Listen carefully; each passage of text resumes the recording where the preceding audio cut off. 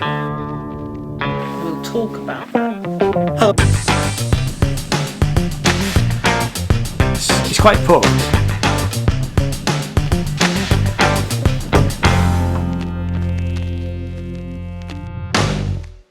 Hello and welcome. My name is Ian. This channel is all about music and art. And this is where we talk about music and art. And in this video, I'm going to look back at what's happening regarding music streaming in the UK. And over the last couple of months, the UK government's Digital Culture, Media and Sports Committee have been looking into the way that streaming platforms and large record companies manage payments to songwriters, musicians and performers. And on the 15th of October 2020, Parliament published a news article stating that this particular committee would inquire into the impact of streaming on the future of the music industry. The article stated that the inquiry will consider whether the government should take action to protect the industry from piracy in the wake of steps taken by the EU on copyright and intellectual property rights. I knew that some high-profile musicians were giving evidence to this committee, and the first of these meetings was on the 24th of November and another meeting on the 8th of December. Now these meetings were long, lasting over 3 hours each. So what I've done is I've edited them down into shorter videos, and I have put direct links to the questions in the description down below, which will make it easier for you if you want to look at a specific question and not watch the whole thing. It's worth providing a background to the witnesses giving evidence in session 2. We had Garvey, the singer from Elbow, who is also a BBC Six music presenter, Ed O'Brien, guitarist, songwriter, singer and musician from Radiohead, and Nadine Shah, who is solo singer, songwriter and musician. All of the sessions were chaired by Julian Knight, and the complete list of committee members and the relevant links are in the description down below. Now this recording is made in agreement with the UK Parliament Terms and Conditions, which state that I cannot alter the video or the audio of the recording in any way. I can't use this material for satire or use it on websites or social media platforms that promote, encourage and facilitate illegal activity and encourage hatred and antisocial behaviour. So here is part 3 of session 2 from the 24th of November 2020 into the economics of music streaming.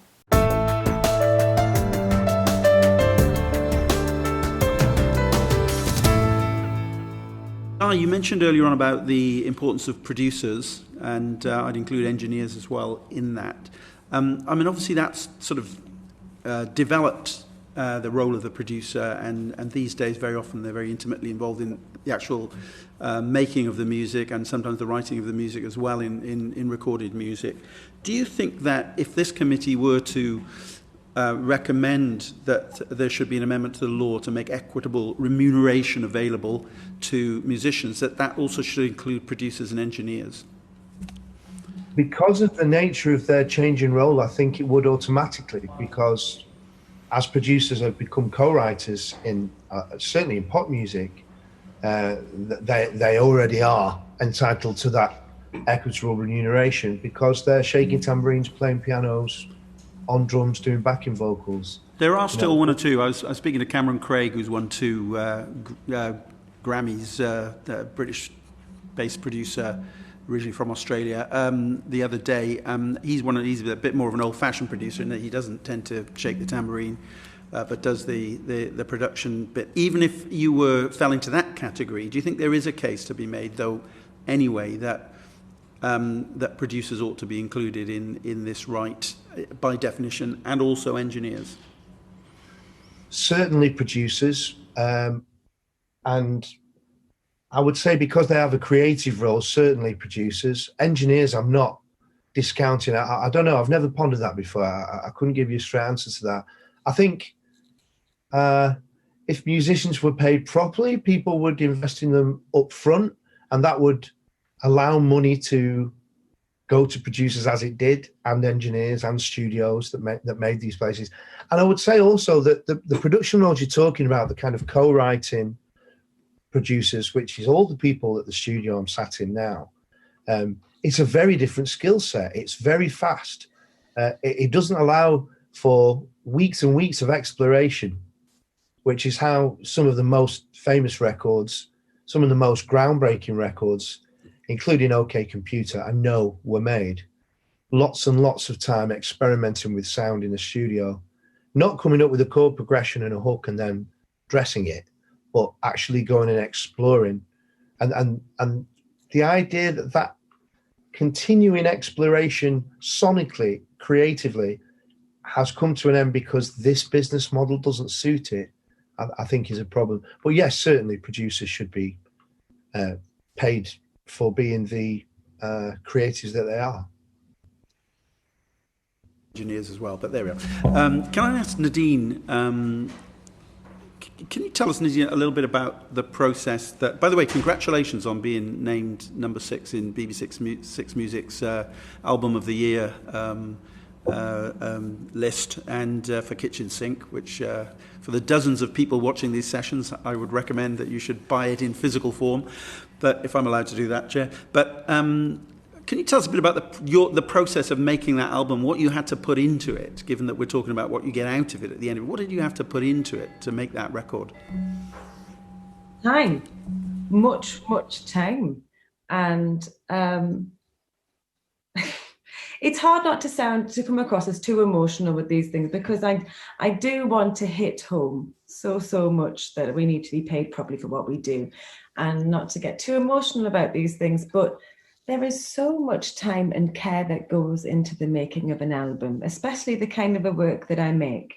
I write about, particularly on that album, I have to be very sensitive to the subjects that I write about. I feel a kind of duty of sorts to write in a responsible manner about the people that I'm writing about. On that album in particular, I was discussing subjects about women's infertility, women's fertility, feminism, the policing of women's bodies. These are very, very serious subjects, and I don't take any of that for granted. And it was very hard myself emotionally to make that album during the time, a very difficult time for myself personally anyway, writing that album. So much goes into it, and it's very hard to kind of say, here's my clock in, here's my clock out, of when I start and when I finish. There is so much that I put into making my work. And one thing that I do know, which is reflected, thank you kindly for mentioning about today with the Six Music album, one of the albums of the year. But the point with that is that what I have seen and what I've heard from people, their responses is that they appreciate this, and this means a lot to them. Many women in the same position as me, who are struggling with illnesses like I have, like endometriosis, and I speak about that very bluntly, which aren't spoken about in a lot of music. But there are musicians who speak about certain subjects like I do. And I know that this is appreciated, and I know that it is needed to be spoken about by certain artists. And I worry, because some of the artists that we're talking about, and I mean, I don't consider myself to be so niche or so alternative, and I don't consider many of the artists that I love and I listen to be that niche or alternative, but many of their messages are universal and they are important. And these are the artists that I'm here to represent, and these are the artists that I wish to protect, and these are the artists which aren't currently being paid fairly. And that was a very time-taking process making that album, and I respect my fellow musicians go through the exact same processes which I do in order to make work for people. Going back to streaming, recently Spotify introduced something that became known as the tip jar, namely given an opportunity for people streaming music to make a donation to their favourite artists. What was your reaction to that, Nadine? Mine, initially I thought, this is interesting. Oh, this is another way of making money. I found it insanely condescending.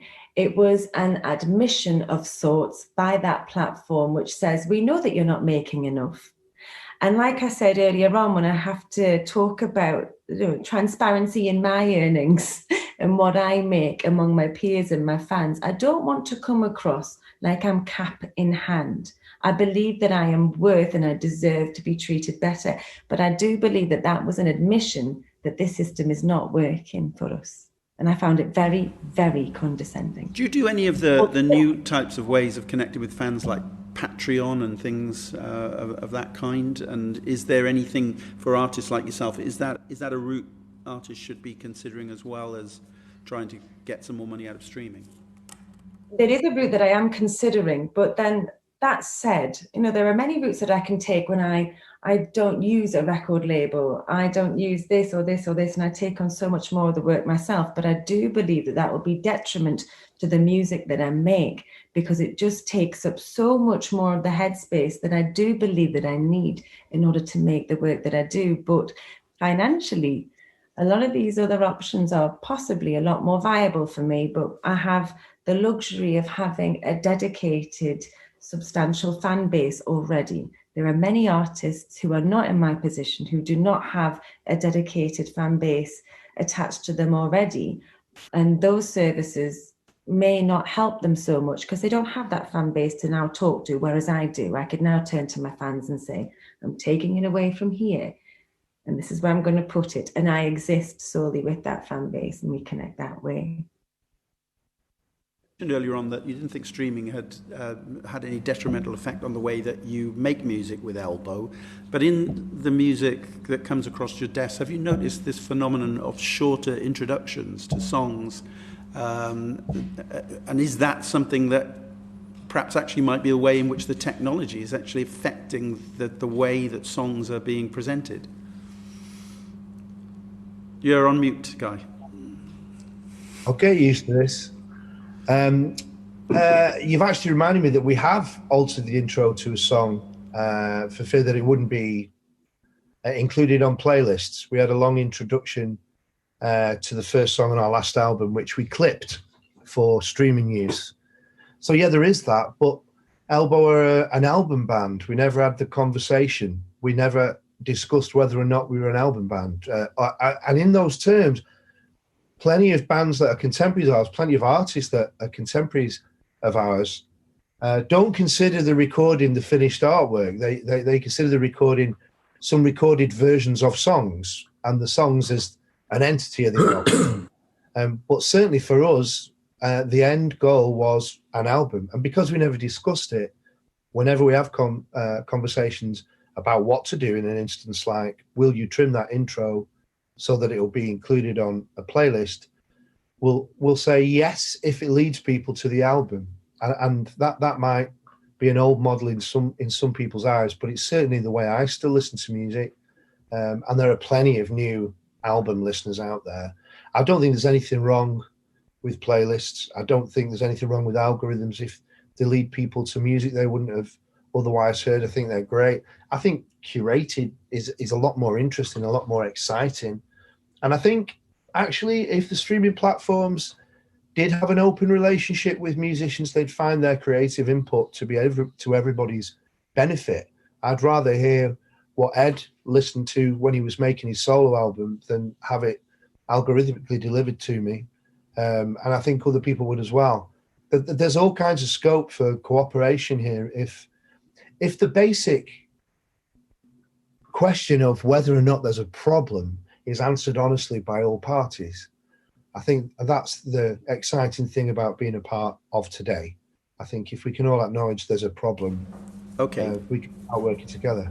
And finally, Ed, I've had some meetings over the last couple of years with Imogen Heap about blockchain and its potential as a technology perhaps to solve some of this problem about whether or not artists are able to trace and identify, the money that they should be getting for the use of their music.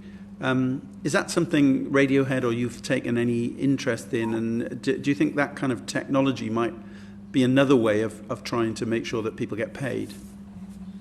I don't know enough about blockchain, and sorry, I haven't. I mean, Imogen has worked tirelessly on it, and there were elements of it that really struck me that I love. I mean, we have a problem with data that was outlined. We do need this digital era requires a proper global database. I don't know if you guys know, but on a stream, it doesn't say on who the songwriter was. So if there's a real problem here. So, I think what Imogen was trying to do was to address that, but I don't feel confident enough to answer that question properly. Sorry, I mean, I'm not sort of up to speed entirely with blockchain. That's fair enough. It's very patchy. You can dig down on streaming services and find out who the songwriter is through clicking on the three little dots sometimes, but it's very, very patchy as to whether that data is there, and indeed the production data as well, which would need to be there for people to get paid. So I think perhaps that's another area we might have to say something about in relation to data. But back to you, Chair. Thank you. John Nicholson.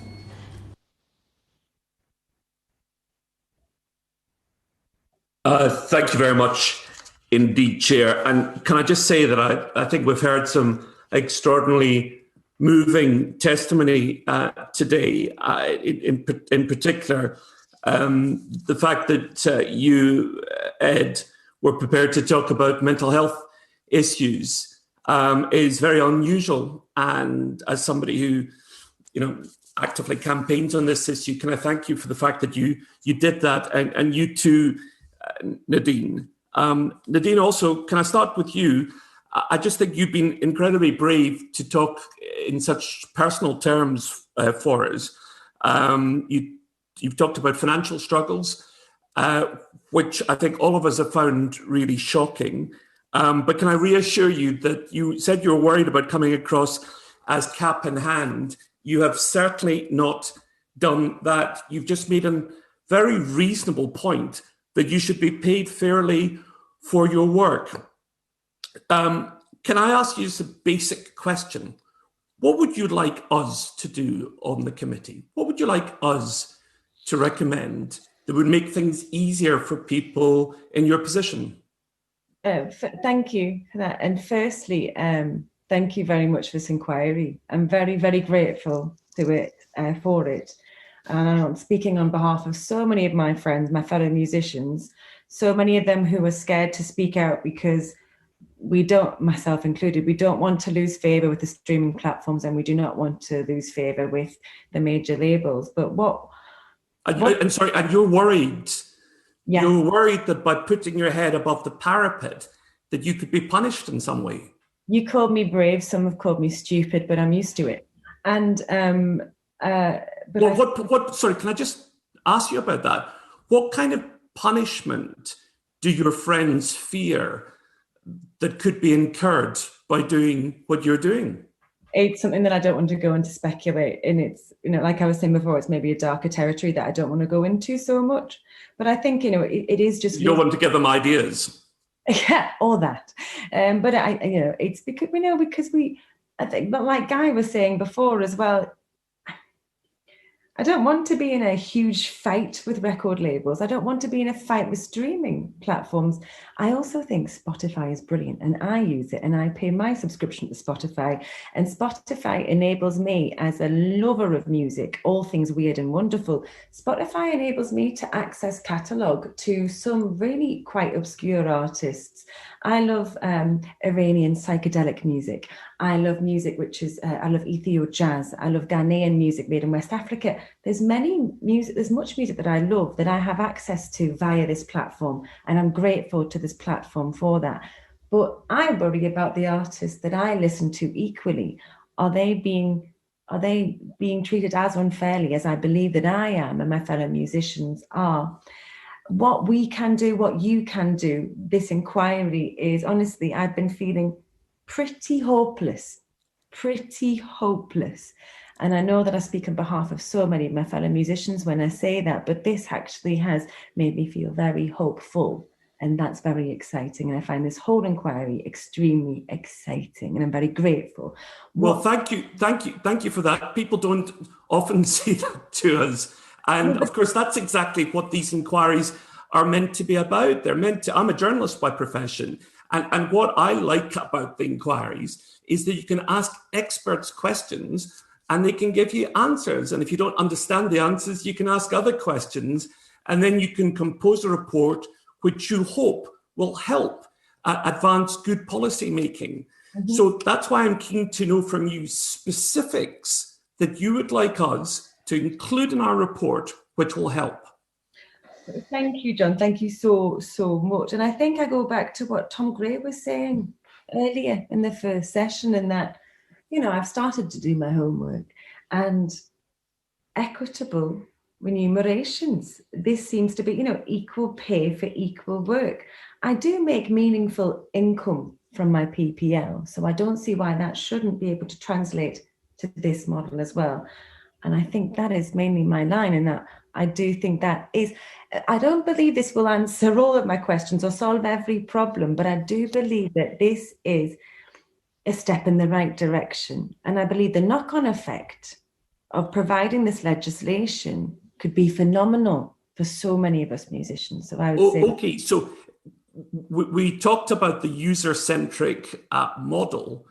Would that help you? Because I'm not an expert in this by any means, but I was quite surprised to discover that if I sit and listen to an artist that I enjoy, there's not a direct correlation between the music that I'm listening to and what that artist gets. I didn't realize that. And I really want to encourage obscure musicians, young musicians, musicians who might have been forgotten about, for that matter. I want to encourage those. And I don't want my tiny contribution to go to big successful artists who are already rich anyway. So would this user-centric model, if we were to recommend it or to try and help secure it, would that work for you? I hope so. I'm an advocate of it also. I think the fact that anybody who is spending their hard-earned money on anything, they want to know where it goes to. And I think that from talking to my fans, for example, many of my fans get in touch with me and they say, what's the best way for us to listen to your music? Because they want to. And just like that YouGov poll Tom was talking about earlier on, most fans, they want to know that the fact that the artists that they love, they want to know that they're being treated fairly. They also want to know that they're able to act. They want to know that those artists are going to be able to continue to make music that they love. And I think the user-centric payment system is a great model. How realistic that is, because these conversations I've been overhearing about Deezer and all the rest of it, I don't know. But yes, I think it is a brilliant, brilliant model, and I'm all for it personally. Okay, that's very clear. Can I move on to the other subject that I raised with the panel, the first panel, and that was Brexit and the effect that Brexit will have on artists who tour, the ability for artists to get in and out of the UK easily, and for their fans to get in and out of the UK easily. The first panel were pretty damning about Brexit and Brexit preparations. What's your sense as an artist about where we're placed with the weeks ticking down to the cliff edge? Personally, I find it terrifying. I already have to... touring is a very expensive... it's very, very expensive for me. And I've only recently been able to make a decent profit from touring after many, many years. As a solo artist, I have to pay my session musicians, and I choose to pay my session musicians fairly and well. I hope they tell you that. And there's a whole team of us, and like we were saying, it's a family. And it was so beautiful. I remember my first time touring around mainland Europe, and I was in France, and a very good friend of mine from Germany said, "Oh, I see you play. I'll be there." And I said, but I'm in France, but you're in Germany. He said, "Oh, because there's a bit of water around you. You don't realize that." And that was the beauty of it. And I felt so connected to mainland Europe. It was a really beautiful thing. And it has been my bread and butter for a long time, as it has been for so many other musicians. Unfortunately, I've not been able to tour the US because the visas are far too expensive for us to undertake doing that for each one of the members of my band. For me to pay for that each visa, it's just not it's not been possible for us. But Europe has been, and I really worry that, because obviously the festivals, they pay us well and they pay us fairly, and that's where you make a big body of your income from, that gets you through the lean months. Yes, the majority of my income comes from my playing live, but that has taken a long time. That has taken a really long time. I would say that was I'm on album 4. I would say it was by album 3 I was able to make that kind of profit from touring live that would be of any kind of... Okay, thank you so much. Let me ask a couple of quickies. Guy Garvey, thank you for your very powerful testimony. I'm sorry you're up at 5 o'clock in the morning worrying about this. We're pussycats, really. And I love the idea that you use something like Spotify to listen to older artists. And, you know, it's strange, but the other day I was listening to the Ink Spots on Spotify because I was talking to my partner about my grandma and what her favorite music was. And I just remembered the Ink Spots was a band that she loved. And I found the Ink Spots on Spotify and I started listening to the Ink Spots. And it rather upsets me that, Guy, that the Ink Spots descendants, because I'm sure we're on to the grandchildren, maybe great-grandchildren now, won't get a penny from me listening to the Ink Spots. So it seems that there's a consensus growing that that when we listen to stream music, it should be user-centric in order to help artists. I believe so. And I'm sure that it's not without its complications in implementing it. But I just can't see a downside to an artist receiving money that directly reflects the depth of affection the listener has for the music. And just a little, I suppose, in terms of does user-centric, does the model favour bigger artists? I don't care how successful Drake is. I don't care how much money he makes. Good for him. And Ed Sheeran worked his balls off to get where he is. I remember Nadine telling me that she used to see him jumping up on stages all over Camden without a microphone, plying his trade. And it's sort of like, great, you guys, go and be successful.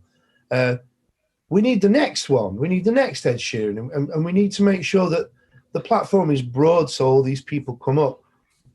I also want to know that people who are making music that only appeals to 1,000 people but touches them to their soul, get it, that's reflected somehow monetarily.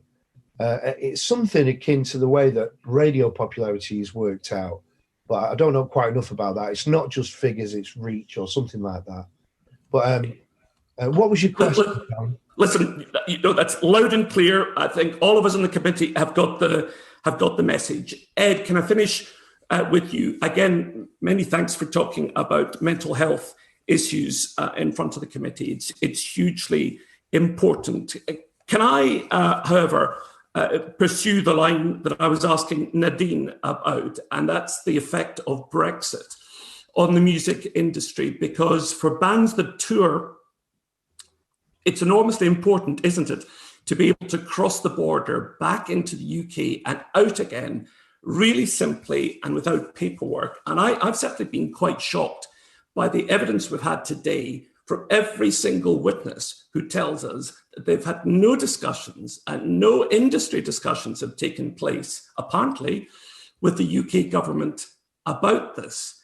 We seem to be utterly unprepared for what's going to happen on January the 1st, and that's going to have a big effect on bands which rely on the summer festival market for a significant bulk of their income, which then has a knock-on effect to what people listen to in the winter months. Absolutely. I mean, we're not prepared for it at all. And I think, you know, when I talk to my managers, people are they're just waiting. They're going, well, we don't know what's going to happen.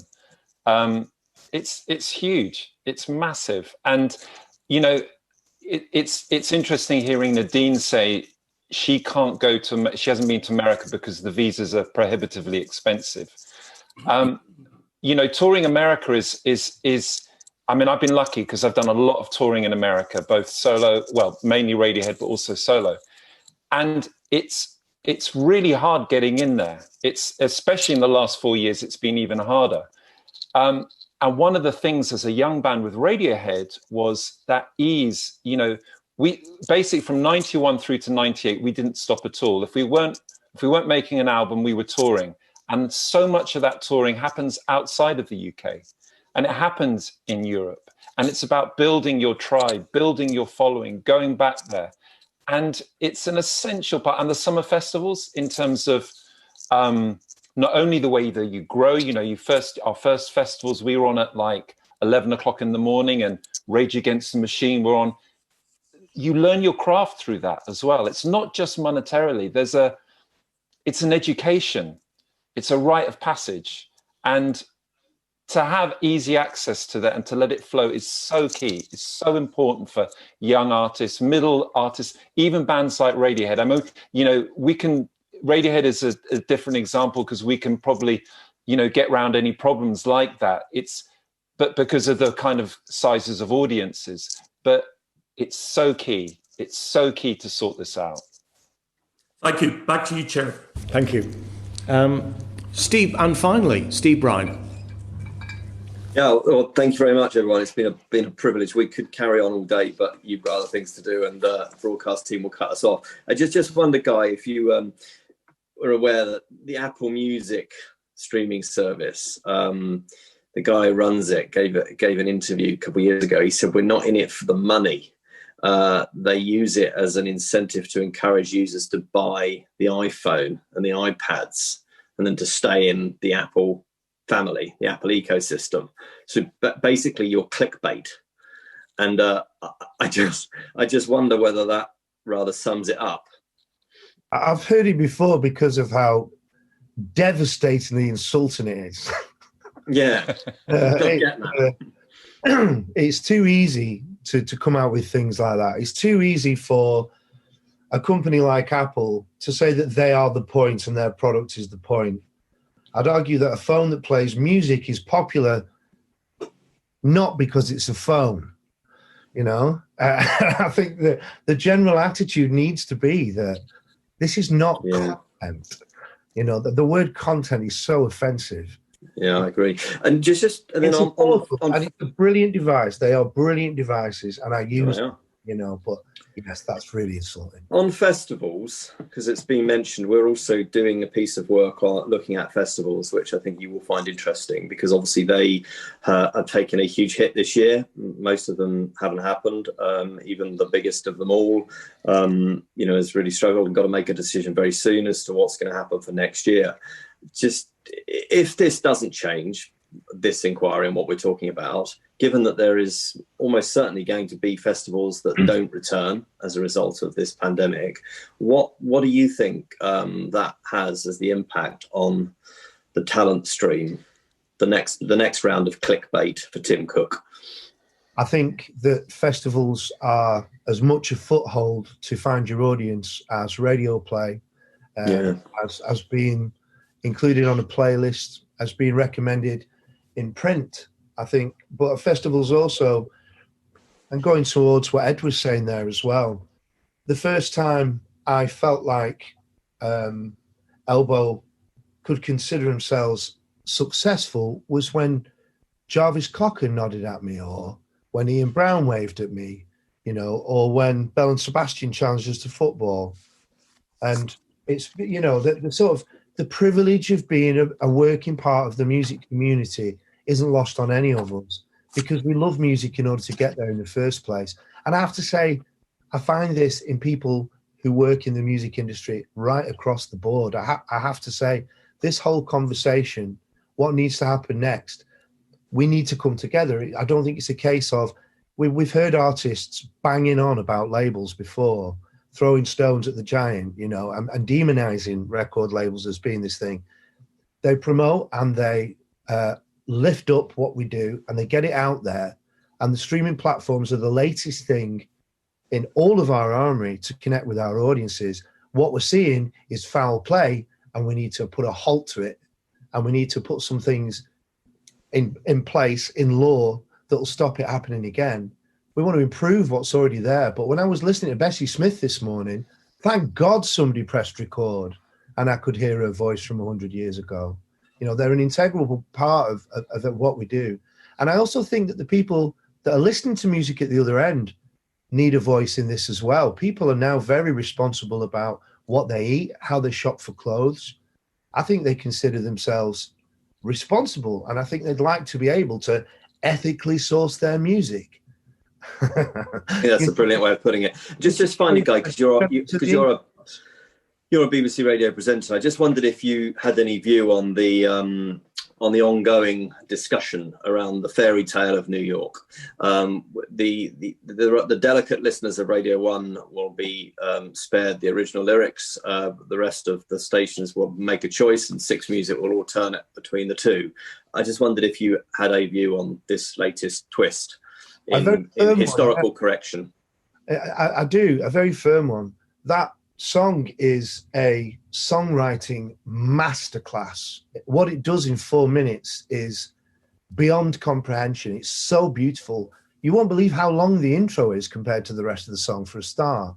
And for something so beautiful to be lost because of a offensive slur, I think is crime. So I'm very in favour of the lyric being changed, because I want to hear it again and again, and I want to do that without any feelings of guilt. Okay, lovely. Thank you very much for your time, all three of you. It's been a real privilege. Thank you. Cheers. Thank you very much. Thanks very much. Thank you, Steve. Thanks Thank you. Tom, Greg. Thank you. And that will conclude our session. Thank you to Guy Garvey, Ed O'Brien and Nadine Shah for your evidence today. Order, order. Thank you very much. The proceeding has ended. So thanks very much for watching. In the next video we will start to cover session 3. The witnesses for that meeting are Maria Forte, who is the Managing Director at Mia Forte Music Services Limited, Kwame Kwatan, Manager, Record Producer and Owner of Ferocious Talent, and Jose Luis Silvano, who is the Director General from AIE. Thanks very much. See you next time. Cheers now. Bye bye.